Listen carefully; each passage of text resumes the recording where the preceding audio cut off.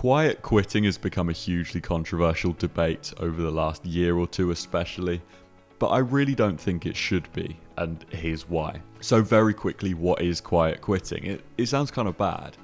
Despite the name, quiet quitting is not quitting or anything even close.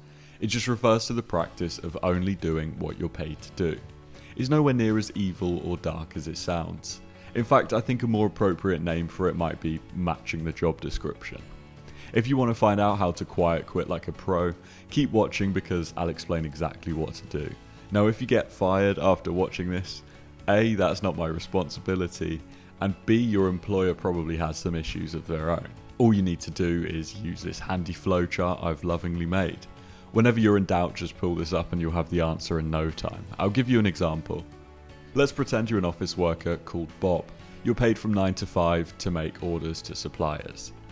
Hey Bob, I know it's 4:59 p.m., but I really need you to do Mike's orders because he messed them up. Can you do that for me?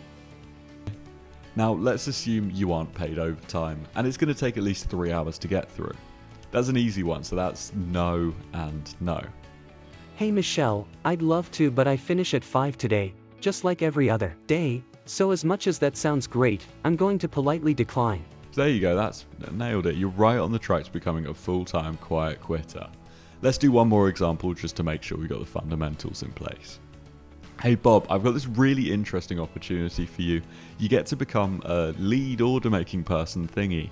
This one's a bit more tricky. It does sound like a good opportunity, so we're going to need to find out a bit more about the role before jumping head first. Remember, at the moment, it might be tempting to just immediately say yes, but we don't know if they're compensating you for the additional responsibility. It sounds like a promotion, but you can't be sure just yet. Wow, that sounds great, Michelle. Thanks for letting me know. Presumably this means I'll be moving up a salary band if I take this extra responsibility on, right? Michelle then proceeds to explain to you how it's just a temporary position until they hire someone new to fill the role, but you'll be compensated in the form of experience instead. But what the hell, At this point it's up to you, but hopefully you know the answer which a professional quiet quitter is going to opt for.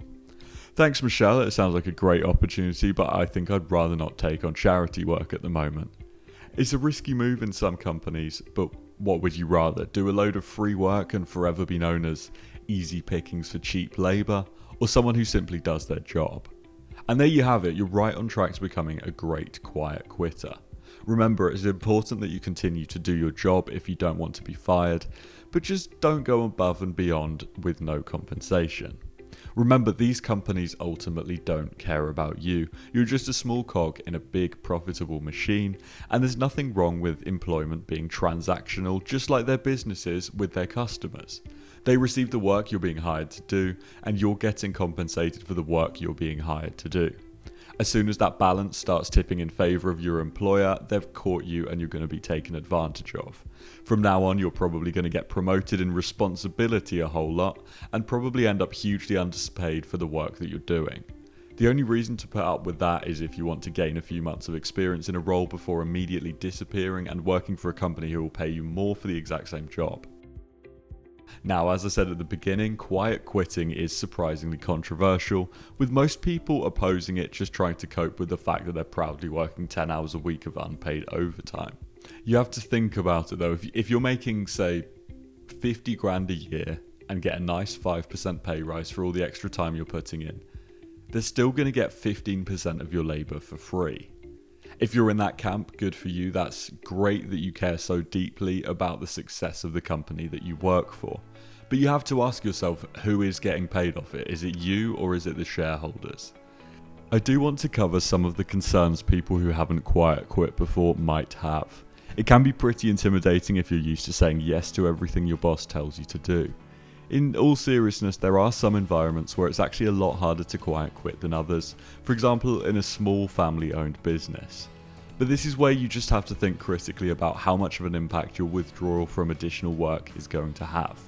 For example, if you work in a pub and the landlord asks if you can take the bins out when you clock off, it's not really worth kicking up a stink in my opinion. On the other hand, if your shift was meant to end at 8 and the chefs have left the kitchen in a mess, make sure you're paid overtime if you're working past the end of your shift to do this. Some companies also just don't have a culture like this, which is often the case in finance and tech.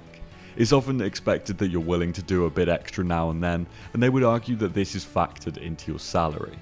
I'd almost say a more appropriate approach would be half quiet quitting, which is the practice of going above and beyond sometimes, but not letting them toe the line too much and take the piss. But I'm assuming if you're watching this video, you've already decided you want to quiet quit and feel like you're being taken advantage of by your employer. In this case, why not maybe consider another job? It might feel like cheating on a partner if you've been with a company for a while, but honestly, if you feel the need to quiet quit, the relationship probably wasn't going to work out in the long run anyway. There's nothing wrong with viewing a job as transactional, because that's what it should be by nature. That's exactly how most self-employed professions work, for example. You're paid to do a job and then the job's done. If you're a roofer and your client says, hey, can you do the garage roof too while you're here? I mean, you charge them extra for that. Why there's a different mindset from employers towards standard employment will always confuse me a bit, but it definitely seems like people are starting to get more comfortable with expecting to be paid for their work. And with that, thank you so much for watching. Hopefully, if you're considering making the move to becoming a professional quiet quitter, this can help you come to a decision. Remember, you can still be great at your job and be a quiet quitter, it's just that you're not as willing to be taken advantage of anymore.